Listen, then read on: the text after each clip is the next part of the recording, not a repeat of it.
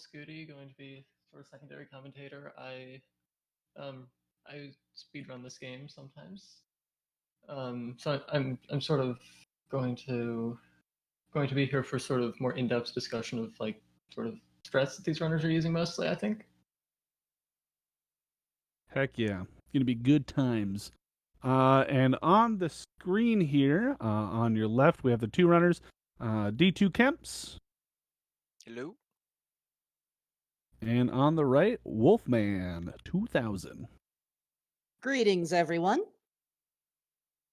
With that being said, there's a lot to talk about in this run. We'll wait till we get started. I don't know if we're ready on the countdown and everything. If you guys are all set. Mm-hmm. Hold on a second, just double checking.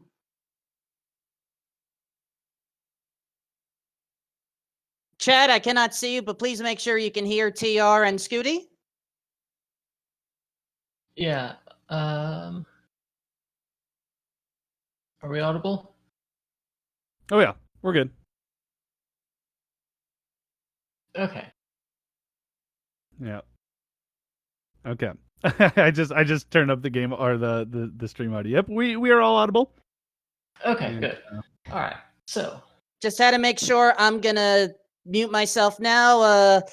Piner or whoever else, deafen us once we go, please. All right. Runners, if you are ready, we're playing here on the Seed SS4C 2020. Shout outs to Speed Stuff for Charity, of course. Neither of these runners have seen this seed, so this will be a blind race, and we'll get more into that later. So, runners, if you are ready, 3, 2, 1, go.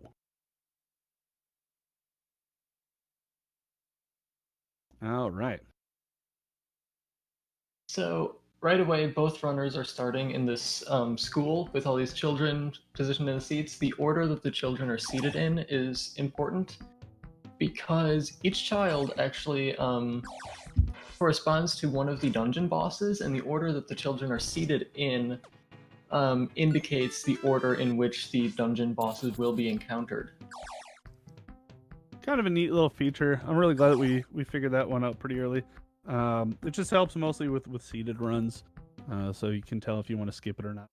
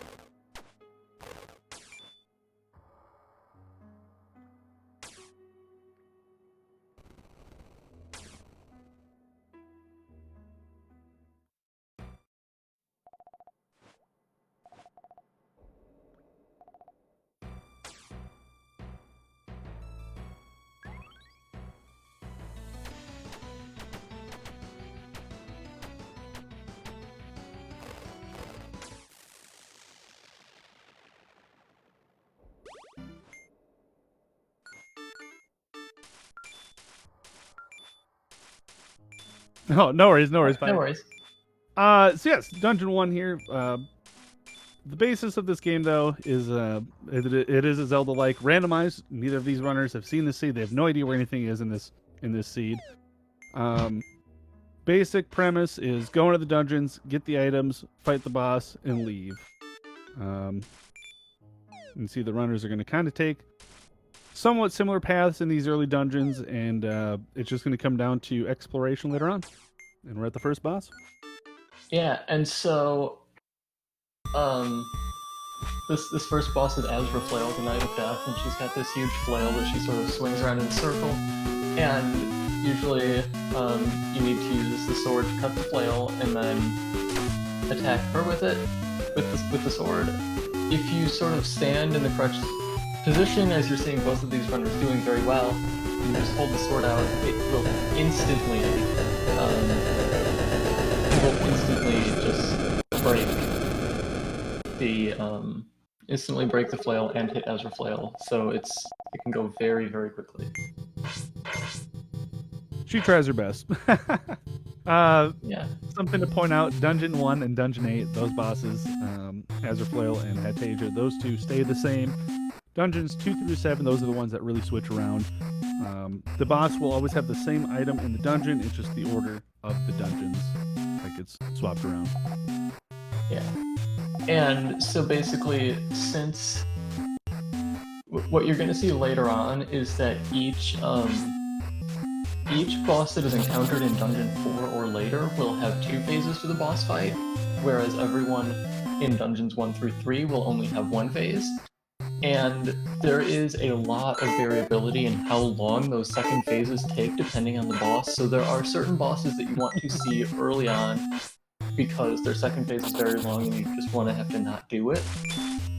And there are some where the second phase is very short, including there's one where it's essentially just watching a second death animation. Yep. So something else to get into here at the start. The game does have tunics and potions, again, completely randomized. They're just colors, and you don't find out what they are until you use them. If you notice on Wolfman's, looks like they just took off their tunic. They were kind of transparent there. That was a camouflage tunic. It doesn't really do anything for us. We're looking for speed, strength, defense, and if you're feeling really saucy, a hover tunic. Yeah, there are some other tunics that have that are good in specific situations, like fire resistance, plus protection, maybe healing and growth. So you see Wolfman is now in this room fighting these sort of brownish tinted skeletons that are exploding periodically. And so basically each dungeon, like we said, has an item in it. The room in which you get the item in each dungeon has a sort of mini-boss fight of sorts, followed by a group of special enemies that have that usually have extra health and also have some other trait. In this case, they explode periodically, sometimes they might be on fire, or they'll regenerate health, or they'll hover, or something like that. So that's sort of something to watch out for, because those are one of these spots that can sort of be a bit of a roadblock, a bit of a difficult point in the run. And also something to point out, these runners are both playing on the latest patch, which just dropped. So new biomes, these little snowman enemies and the birds that you're seeing flying around. And also that mini boss is new, that kind of glitchy box that we saw earlier. We'll talk about that later. We're excited for this update. Yeah, right now, really cool. Again, all we're doing is just getting to the next dungeon. As you could see earlier, Wolfman was blocked off by an ice block, so they had to go all the way around. And I'm sure Kemps is going to have to put up with the same thing. It looks like they're kind of on the same path, so pretty close run so far. Yeah, so one thing to note also is both of these runners in the last dungeon picked up the item, and then instead of going to fight the boss, they both left. And the reason for that is essentially you need each item to be able to progress to each next dungeon, but there's going to be an item acquired later in the game that is going to aid movement and mobility so much that it is almost universally faster to leave the dungeons and once you get the item and then backtrack to them later on and get the boss. Now that being said, skipping all the bosses except for the first one, they only have 4 hearts. So their health is going to be fairly low throughout the run. I believe they both picked up some health potions, or at least one. But they're both pretty good runners, so I don't see deaths really being an issue here. Something to point out, again, you beat the boss, you get a heart. So only 4 hearts from here through Dungeon 8. Yeah, and a couple of, depending on the seed, sometimes you get a seed with really difficult item rooms, and you'll end up dying a couple times in Dungeon 7 or 8. but it's not a super common occurrence. Yeah, maybe 1 or 2 dungeons that are a little tricky, but not all of them. Yeah. So now Wolfman is going into the bank, and there is actually going to be a dungeon here, but it's going to be a little bit different from the previous ones. He's actually going to talk to the chairman of the Bankers Guild, who is going to open a trapdoor and drop him somewhere into the middle of the dungeon instead of at the entrance. So this sort of...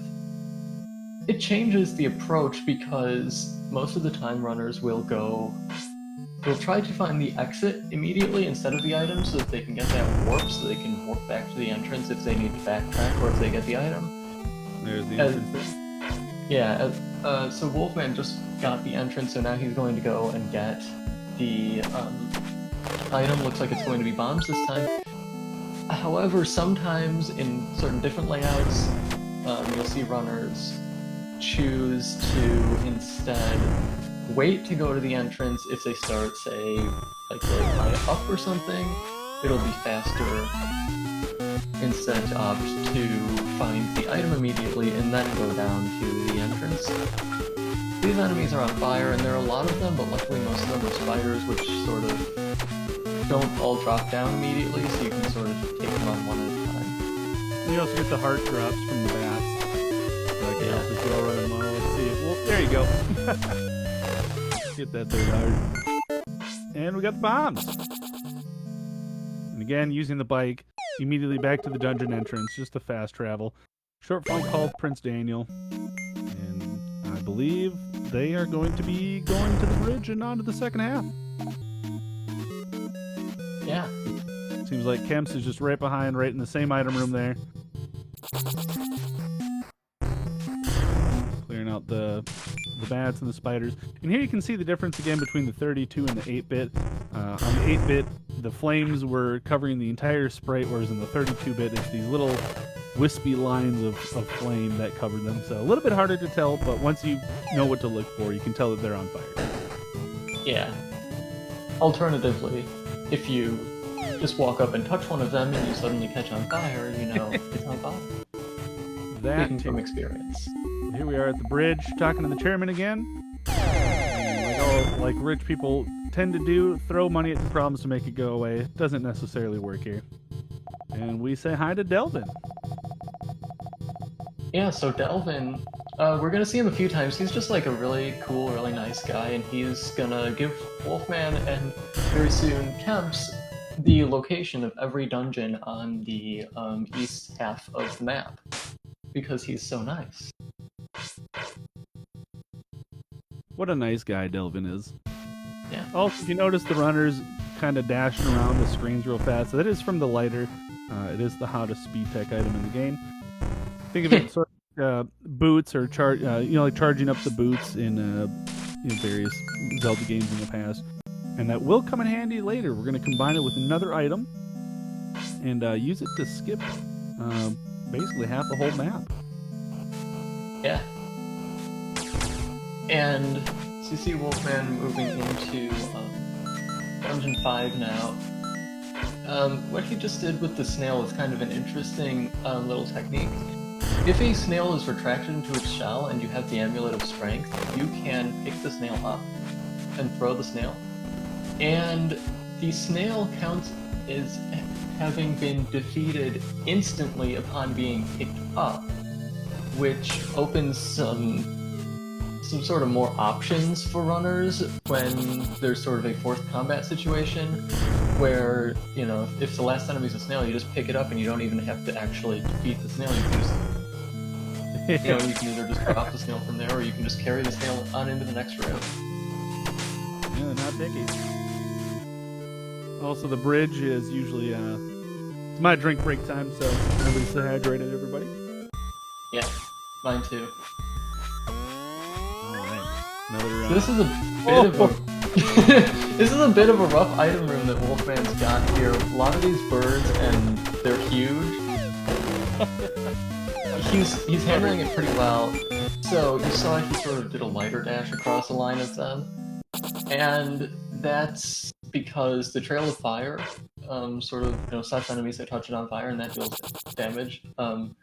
About as much as a sword as one hit from the sword, but it's like incremental over time. But also, it provides invincibility frames while you're actually dashing. So he was able to sort of dash through the birds, no problem, and he was totally fine. Those birds are also one of the new enemies from the latest patch. I was not expecting to see 43 of them on the screen at once. Yeah.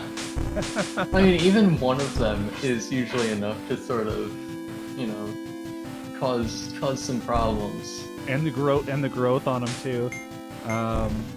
At least they weren't like exploding. Oh gosh. There we go.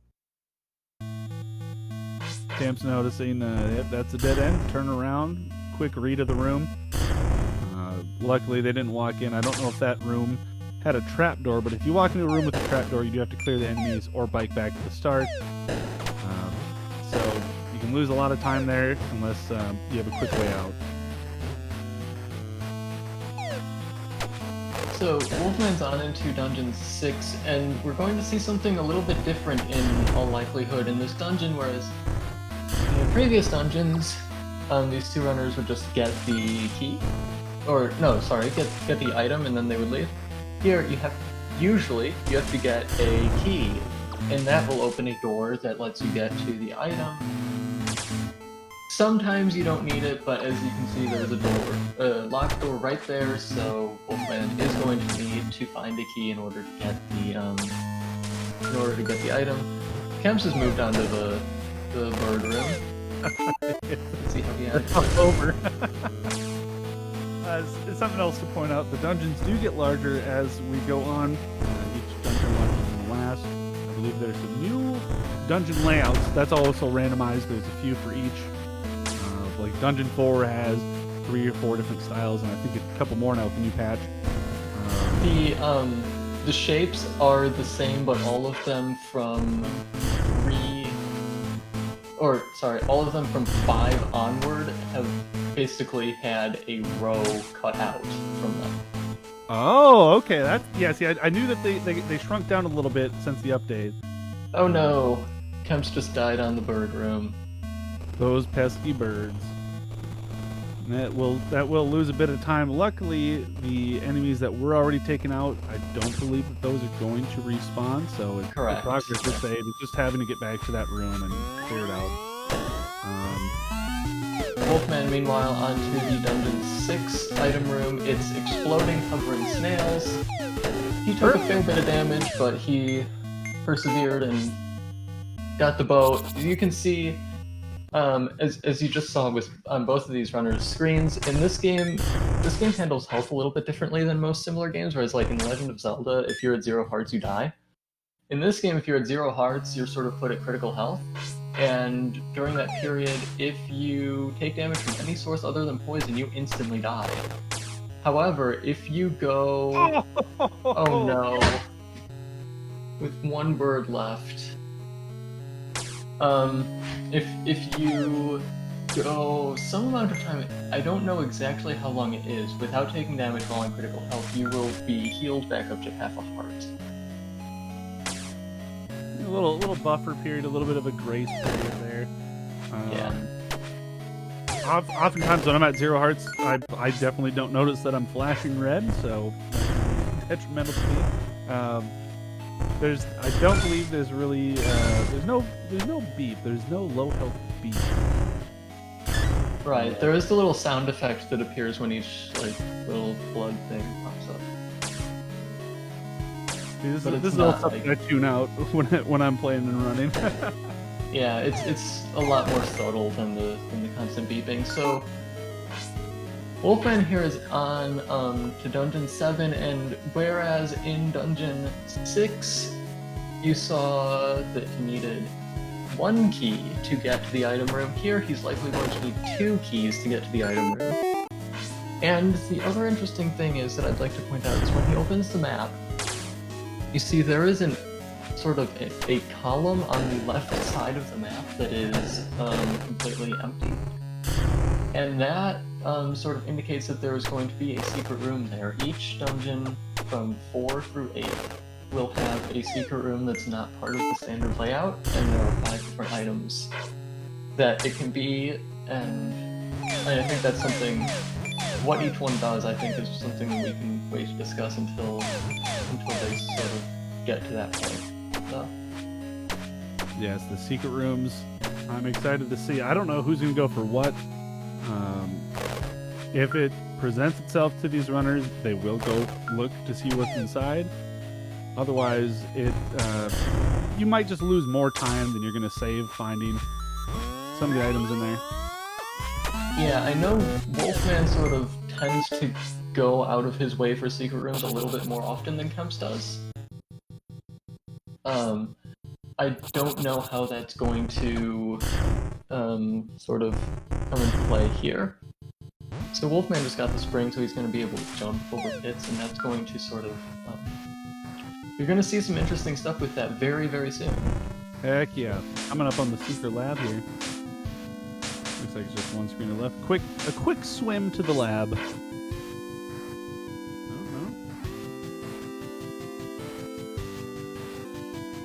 Maybe not quite.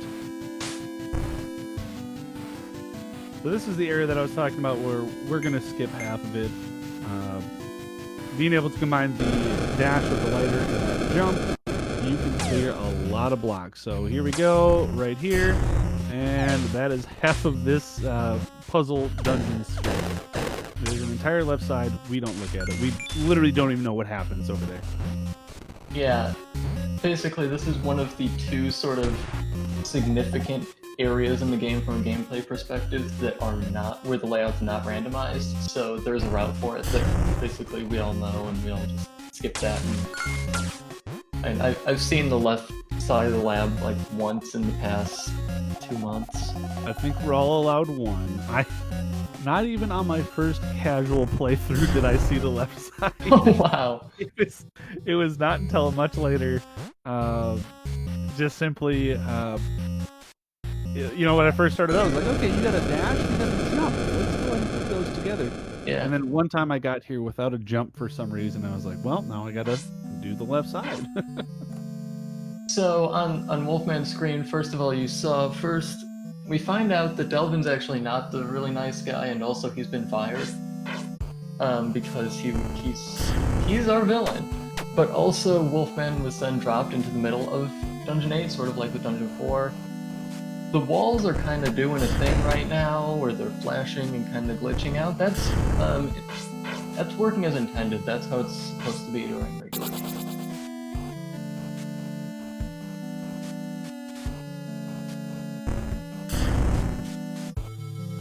Yes, somebody in chat just pointed out the bank vault heist. Back in the bank, outside of the dungeon entrance, there's a bunch of locked up money, and it's another sort of little puzzle. It's an intention of using all the items that you've collected, or coming back and backtracking to pick up these items, possibly another tunic or maybe a heart piece. But we don't do it as intended usually. Yeah. So now Kemps is moving through Dungeon 7 pretty well. Just got the blue key. I think it all kind of speeds up from there in Dungeon 7. Just head right. The green key door has the green key in it. Not that one. There's one with 2 green keys. And I believe it's on the same screen. And I think the item room was not far after that. Stock up on some hearts there. So here we have Wolfman fighting these sort of grayish-looking crab knights, and they're sort of a nuisance because they have essentially 4 points of health, and which is like the second most of any normal enemy, and sometimes they just block attacks and they don't take any damage, and they can keep blocking for rather extended periods of time.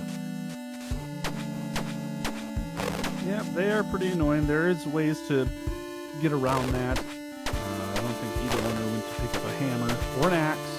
You can also use the lighter. The lighter bypasses the shield, but the lighter's slow for it. Yeah, also a bomb arrow that collides with a wall will always hit them, and since that's twice as strong as the sword, that's pretty good. You see Kemps making very good use of that right now.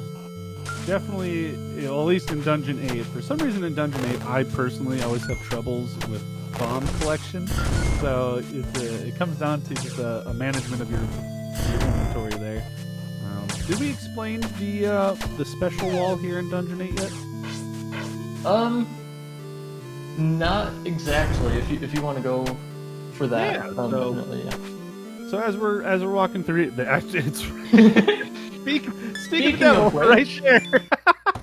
You got the buoy. And It's the buoy, and not the good item. So that was one of these secret rooms, and objectively the least useful. You can see Wolfman not too happy about it there. So in Dungeon 8, the bombable wall, for some reason, it just doesn't have the glitch effect on it. So when you see it, you know what it is. Even if you're in a position where you literally don't need an item from a secret room, you're going to check it just because it's so free, and it's kind of a relief to know where a secret room is. Yeah.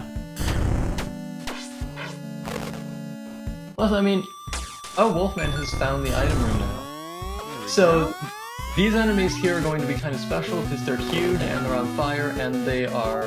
2 bats! It was just 2 bats! Yeah. So, I mean, it's kind of sad that we don't get to sort of see that effect combination very much, but also it's good because these runners have had some pretty, Usually there's about 8 to 10 blue skeletons and snails in there that are exploding and massive, and they want you dead. yeah. And here you can see the glass is being used. It's supposed to show you through the glitches, but it also has a nice side effect of screen wrap. So we don't need keys anymore. We don't need anything. We can just walk to wherever we need to get. Yeah, and so that's the reason for both runners leaving most of the dungeons immediately after getting the item, is because it's just so much faster to screen wrap around with the glasses. Screen wrap around, get outside of the map, and you can just walk freely. I don't think... Did we see a forest land? I don't think we've seen a forest land. I don't think there was. So Wolfman now is going directly to the Dungeon 8 boss, Hetisaya, the Vampire Magician. This is one of those bosses that, like, if you're just playing this game the first time, you know, casually, you've never seen this boss, it looks like a really hard fight, because there are so many different attacks and so many different patterns, and it's just a very, very long fight. But there are very easy ways if you're speedrunning to sort of very, very simply avoid pretty much every attack she uses. Being the magician, here's the pick a card phase. That's the illusion of choice. We know where the heart is, and it always ends up right there, so you can kind of avoid a hit there. Yep. The Wolfman is using the glasses here, permanently holding that button. It just speeds up the animation. You can see this boss is kind of moving pretty quick. I don't know the exact turn save, but it is faster, so that's kind of where we're heading with the speedrun here. Yeah, there are a number of bosses that are significantly faster if you hold the glasses down for the entire fight. Lori's first playthrough, the Force of Dungeon 3. You know, I was there for your first playthrough, Lori. I don't remember which one you had, but that was a lot of fun watching you Blaze play through that. It was a lot of fun. So now, Wolfman's going on the second phase for Hetisaya, and he wanted to position her close to the wall as the phase started, because she does an attack where she sort of summons a bunch of these glitchy bat-like enemies. And as she does that, she's 1, invincible, and 2, sort of pushes you away backwards from her. So you want to be up against the wall so that you don't get pushed very far away, so that you can get that second attack very quickly. Wolfman handled that pretty well. Sometimes you get sort of bad RNG on the movement patterns between attacks. That's a dungeon entrance right there, just right in the water. Yeah, that's I had a dungeon in one run some time ago where the entrance was directly on a pit. So every time I exited or warped to the dungeon, I fell in the pit. Oh, decent tunic there for Wolfman. Blast protection, so now bombs no longer explode on your face. And this is the palace. We're gonna hop in, and it looks like Wolfman just... You can bike from inside the palace. I literally did not know that. Yeah, I think Wolfman generally sort of prefers to do it that way. You can also go through the whole sort of maze in the palace first and then leave, and to get the other warp, and that is one of the other locations that's not randomized. Oh, I don't know if Wolfman can you make the jump down? Can you make the jump down? I think you can, but it's hard. Yeah, that's probably a good idea to just not... find another way into that dungeon. So right now we're doing the backtrack. We're kind of doing quote unquote the boss rush. We're just going through all the bosses here. And this is what we have to do for the sacrifice ending is just take out all the bosses and then go back to the palace and fight the final bosses there. The game has 3 endings. I don't think we even brought that up yet. Catastrophe, sacrifice, perfect ending. Catastrophe is our any percent, sacrifice is the all bosses and perfect ending. Sort of like the 100% ish kind of category, I would say. Yeah, it's not exactly 100%, but it's sort of this game's equivalent to it. It's sort of like a pacifist run or something. Yeah, it's just the easiest way to describe it there, without giving too much away. Yeah, now we're just doing some backtracking. Looks like Kemps is still working through Dungeon 8 here. Again, largest dungeon in the game. And sometimes the layout and just the routing, what door connects to where and how you get through, can just be brutal. Once I get through, they'll be breezing through the bosses. And, we'll see. This might come down to if we don't have a revolver and you take a death at the last fight, that's another minute and a half, roughly. Yeah. So Wolfman is on to Santa Quill, almost done with Santa Quill actually. So also Kemps just got the glasses, very very solid fight there. So the thing with Santa Quill is he generates this shield of snowflakes that orbit around him, and he tries to generate a certain number of them, and then he becomes vulnerable once either he has generated the whatever the number is for the given phase he's on, or when his shield has that number of them in it.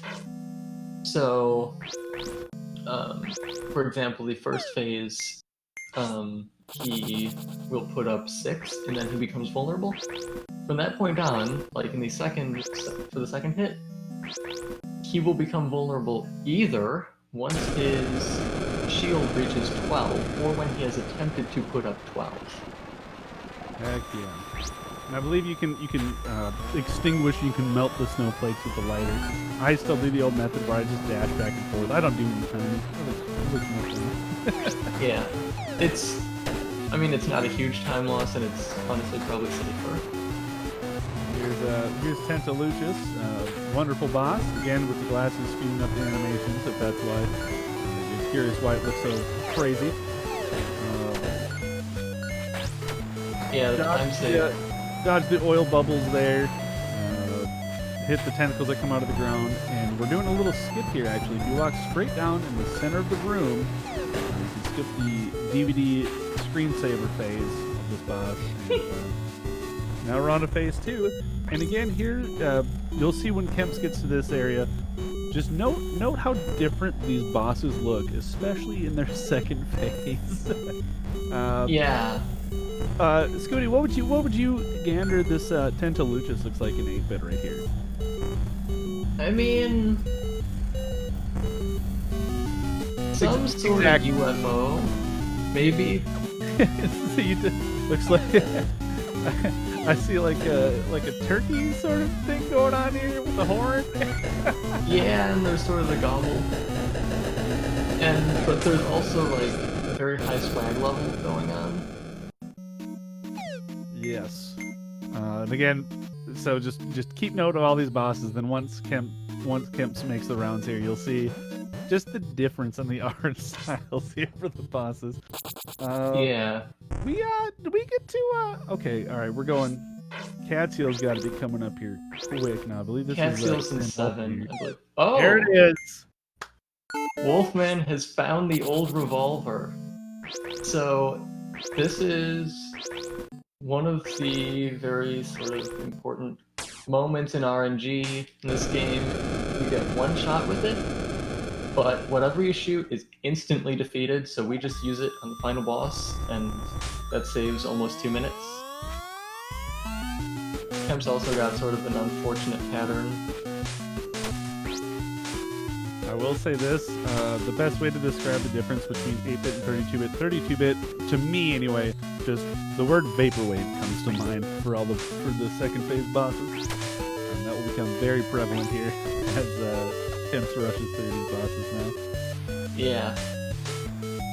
So we see Wolfman is on Sandolphin, the Serpentine Dolphin. Sandolphin's a bit infamous within the community because her second phase is so long. It's a big waiting game.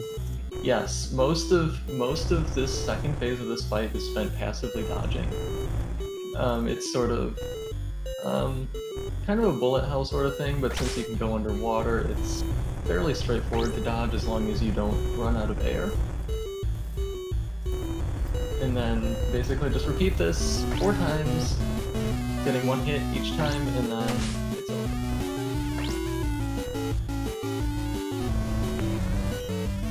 Unfortunately, it is just a little bit difficult to look at with the glasses on. Usually glasses help you see better, but not here. Yeah, so as you can see, Hydranial on Kemp's side, the boss you just took down, looks very, very different. In 32-bit, got more sort of an elegant, statuesque look instead of what was happening. Big Groucho glasses, yeah. Yeah.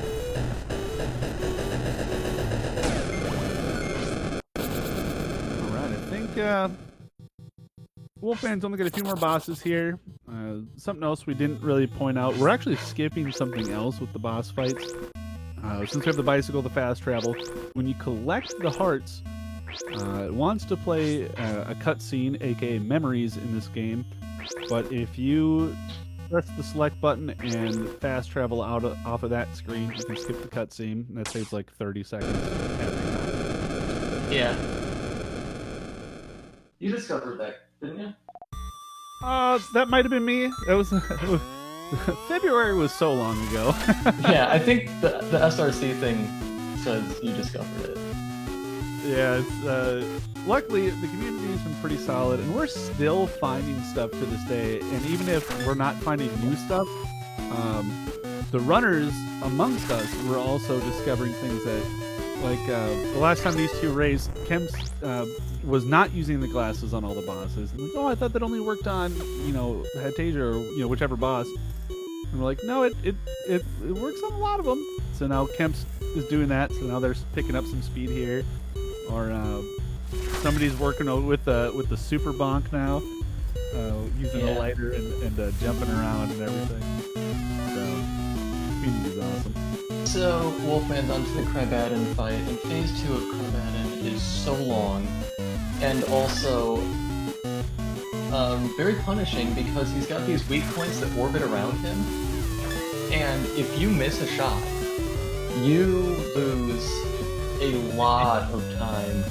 Every time you miss like 10-15 seconds. Yeah, and the parts that orbit him actually have... Yeah, Wolfman gives thumbs down. He did not like missing that. But as you can see, 2 of the weak points actually orbit around him, and if you don't have a speed tunic, they actually move faster than you can strafe. So you have to sort of predict where they're going to be. You gotta work on your timing, yep. And here's Kemps in the Tentaluchus fight now. As you can see, this boss looks very different. One more round there. Yeah, Tentaluchus has much more of that sort of elegant gentleman look. Oh, and everyone's favorite cat seal. Cat Seal, the cute cat. I just want to point out the second phase here for Tentaluchus on Kemp's screen. Yeah. So here we have like this kind of UFO. That makes a lot more sense than just flipping the graphic. That's what so 8-bit was more taking the sprite and literally just cutting it up into sections and rearranging it like a puzzle. Whereas 32-bit, it was a complete redesign, and they were able to just kind of take some liberties and have some more fun with it. As you can see, the wonderful cat, it's just turned into like a frogfish kind of thing. Some sort of majestic beast. This is another situation where Wolfman basically has to hit the eyeballs in the direction indicated by the little text bubble by Cat Seal, and that goes a lot faster with the glass interaction. Very confusing, at least for me. My first time playing, I didn't see that little speech bubble above the cat, with the arrows. I just see a big eyeball, so I started swinging at it, and I spent so long in there. Kemp's also straight up getting that revolver. I had a much easier time of it because I was playing in 32-bit, and in 32 it's a monitor that displays the directions, and like it's a joystick instead of an eyeball. I'm not sure what Wolfman was chuckling about there. So Kemps is on to Sandolphin, so we'll see how he deals with that long second half. Wolfman is on to the Palace now, which is sort of the final sort of dungeon, and it's the other location in this game where the layout's not randomized, so it's pretty daunting the first time you go through it, but there's a route that, that he knows, that Kemps knows, and everyone else knows who runs this game, and it's very efficient. Big work there from Zari routing it out. We have a video. If you literally get lost in here, Zari can get you out. It is intentional to use the glasses. This is if you never used it before, the glasses with the screen wrap, and you don't know that they screen wrap, this is the area that's like, oh, we can just walk around the edges, and just your brain explodes learning that information. Yeah, and sometimes, you get people seeing this for the first time and they're wondering, is the screen wrapping, something that's intentional, or is it a glitch or something? Not only is it intentional, but it is actually required to complete that area. Yes. Here's the chairman, Gammon Mammon. Big fights coming up here. He's too big to fail. Yes, we haven't even scratched the surface with the puns in this game. Okay, the music that plays, I had no idea that the music that plays in the bank where all the skeletons work is called Financial Spectre. Oh my gosh. Yeah, the puns are loaded in this game. So this fight here with Gammon Mammon starts with bulls rushing you, the stock market reference there. You can skip that if you literally just jump into Gammon Mammon, get chucked to the back of the screen, and it goes right to the dash phase, and then into tennis. And then we can just make quick work of the tennis. You're supposed to stand at the back and, volley back and forth, but if you stand close and just time the swings right, it just boom, boom, boom. And you can actually skip the required amount of volleys, speeding up the fighting more, and Wolfman's getting close to time. Don't miss the shot. Coming up on the final boss. Coming up on the final boss, Wolfman's just going to shoot him. Let's see, mashing the buttons, mashing properly. Let's see if we get the shot off. If you blink, you're going to miss this boss fight. Yeah. And there it is. Got the shot. Fight's over, by the way. We're coming up on time for Wolfman. I'm going to blow up the cartridge here. And time. So that was a very solid run by Wolfman, especially considering the boss order was pretty unfriendly there. It was all the long phase 2s basically. Yeah, so usually that final boss would be very long, but I mean, like I I said, I think it's 110 seconds. And It's a fantastic fight, and it takes you on a journey, but we're going fast. So as you can see, Krabadon here in on Kemp's screen, Krabadon has changed into again like a vapor wave kind of demon skull being orbited by two other skulls that open their mouths and eyes pop out, and he did not miss the cycle on Krabadon though, so he got a little bit of time saves there. He didn't have to sort of watch the extra cycle as he moved back and forth and did the charge attack. And I think we're working on switching audio over. I don't know if we can get a hold of Kemp's to turn up the game audio if that's still an issue.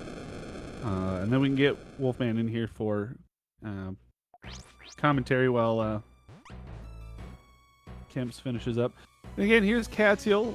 You know, first phase looking way different. Yeah, Catsiel's face is so good.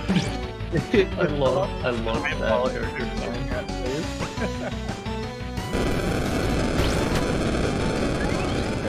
There you go.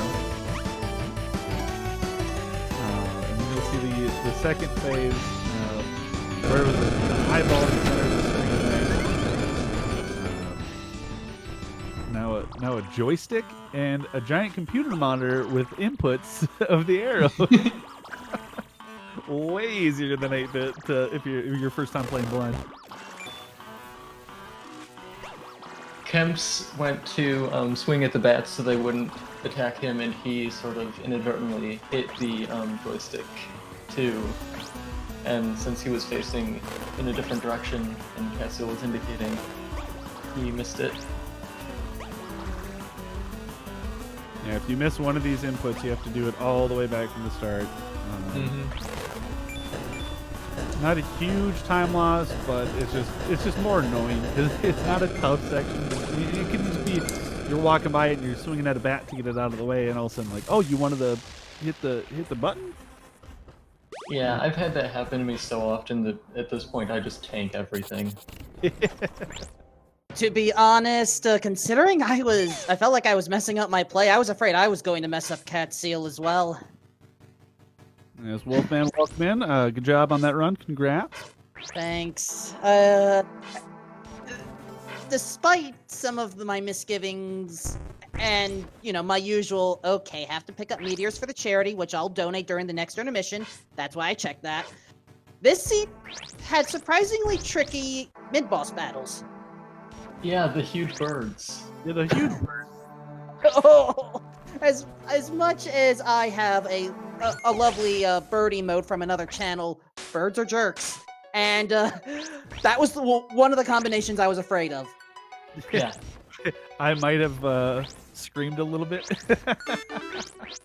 Thank you for doing so. That was handled very well, though, the way you went for the lighter dash for the invincibility there. Oh, lighter dash than bombs. It's I wanted to keep my distance. Yeah. So now we've got Kemp's moving through the palace. Yes. Same route as we saw earlier. Now that we switched the audio over, we can point out this game has two soundtracks, the 8-bit and the 32-bit. So now the fantastic Gammon Mammon song, now you get to hear it in 32-bit. It's very good. Oh, it's so good. Yeah. I don't know if we're gonna hear the Delvin music, because if I know Kemp's, and I kind of realized this once I got to the boss of level 5, that was an easy gun. It was, you can't miss that one. Yeah, I was celebrating, and I was like, wait, crap! It was literally in your path. Yup. Yeah. Those are not only do you find a free secret room, but it's the best secret room. I mean, I had enough of an educated guess for level 4 secret room. Level 8, I figured the layout. I forgot that it was top row empty, and then when I saw the hidden room, I was like, oh, there you go. Yeah, we saw, I think it was level 7 that we saw was on the left. With that empty column. Okay, so 7 also had an empty column that I didn't notice. Interesting. Yeah. I know 4 did. Yep, on the left. Yep, they were both on the left. Yeah. There's only the 2 rooms on the left, though, so I mean, you're not even looking over there. Yeah. But yeah, here's again the chairman, where we like to skip the bull charge. Yeah. Music's so good, though. Kemps is also using the optimized strategy on the tennis orb. I haven't perfected it for 32-bit, which admittedly, if we ever have an 8-bit versus 32-bit bid war and that wins, I will have a disadvantage on this. They do play exactly the same. It's just the graphical. For people wondering, like, there's no gameplay difference. It's just visually what we're used to seeing. I think a lot of us do play an 8-bit. It's just a little bit easier to look at. There's technically one gameplay difference, but it never showed up because we didn't have the jungle level. Yeah. So basically, in a forest-style dungeon, the item markers don't appear. Oh. Which I still don't get why. Yeah. So Kemps is moving on to the Delvin fight now, so he's also going to just entirely skip this and just shoot Delvin because... If you look closely, you might be able to see the pixel. It's literally a pixel that will travel up the screen. Yeah, but it should be coming any moment, considering I'm on the other end. Yep, there we go. You guys see the pixel? So time is coming up for Kemps momentarily. Just when he goes into the cartridge. And time.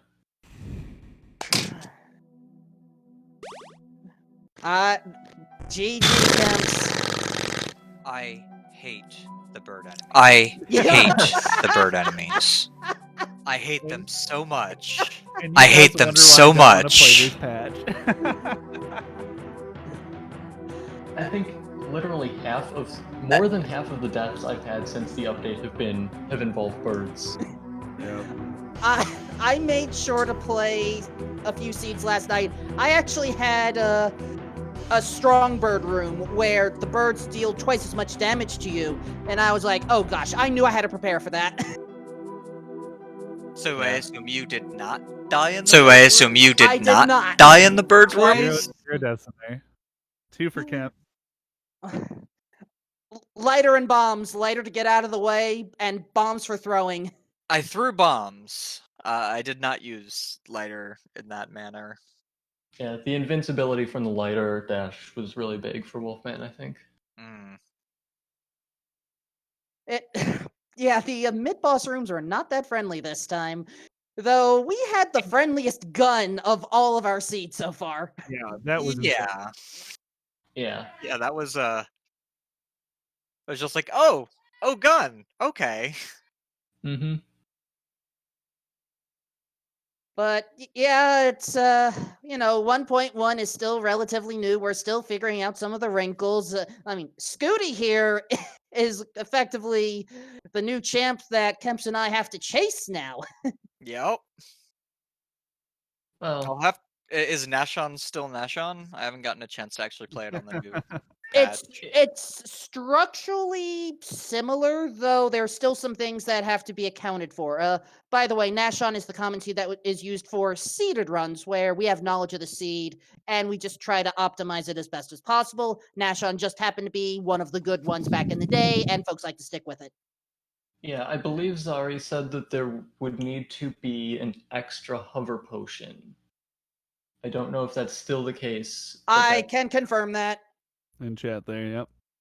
Okay. I guess that was a fantastic little race there. Sorry to change gears on you guys. Good. Again, I'm glad we can show off the different art styles. Awesome leaderboard. We got a speedrun.com leaderboard. We've got the Discord. So if you guys have any questions on the game, make sure to come check us out. I guess that's it for me. Thank you guys. I'll let you keep chatting here. The only thing I have to say, keep on grooving, all stay safe, and you'll see a donation from me during intermission. Mm. I think that's all I have, at least. I assume we're not like super ahead right now. I think we're pretty close. I think we're about on schedule, more or less. So Wonderful.